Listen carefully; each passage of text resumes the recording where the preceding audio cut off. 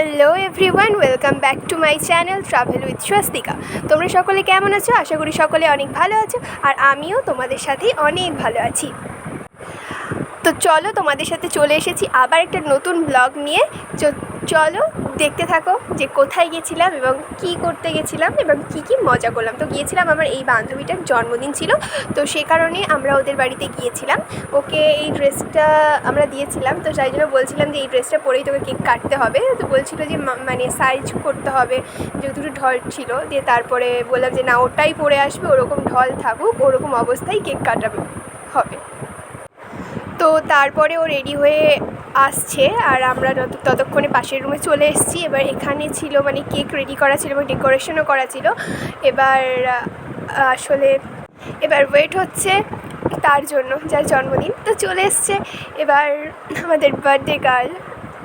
নারীর সৌন্দর্য কিন্তু চুলে, তাই জন্য ও একটু চুলটা ঠিক করে নিল, যেহেতু ফটোশ্যুট হবে, সেটা তো একটা স্পেশালি ব্যাপার। তো ওর ফটোটা তোলা হচ্ছিল, তো সবাই মিলেই একবার করে ওর সাথে ফটো তুললাম।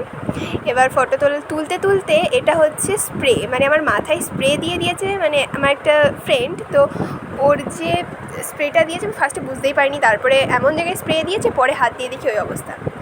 একদম ভূতের মতো লাগছে কেকটা মাখিয়ে, আর আমার একদম মানে চুলে টুলে লাগিয়ে দিয়েছিলো। আরে আমরা ভেবেছিলাম যে ওখান থেকে মেলাতে যাবে, এবার এই কেক লাগিয়ে দিয়েছে। এবার মানে কেক মানে তোমরা জানোই যে এতটা তেলে হয়। আর এই যে মিস হাই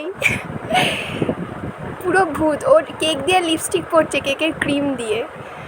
তারপরে সবার যেহেতু মুখে কেক টেক লেগে গেছিলো, তো তারপরে সবাই মুছে টুছে নিলাম। এবার তারপরে বসে গেলাম হচ্ছে খেতে। তো খেতে গিয়ে একটা দারুণ মজার ব্যাপার হয়েছে, কেননা ওখানে ছিল একটা টেবিল ফ্যান রাখা, আর আমাদের দিয়েছিল পাতা। আর হচ্ছে পাতা দেওয়ার পরে মানে পুরো পাতাটাই উড়ে যাচ্ছে, এবার গ্লাস উড়ে যাচ্ছে, সেই মানে মজাদার ব্যাপার।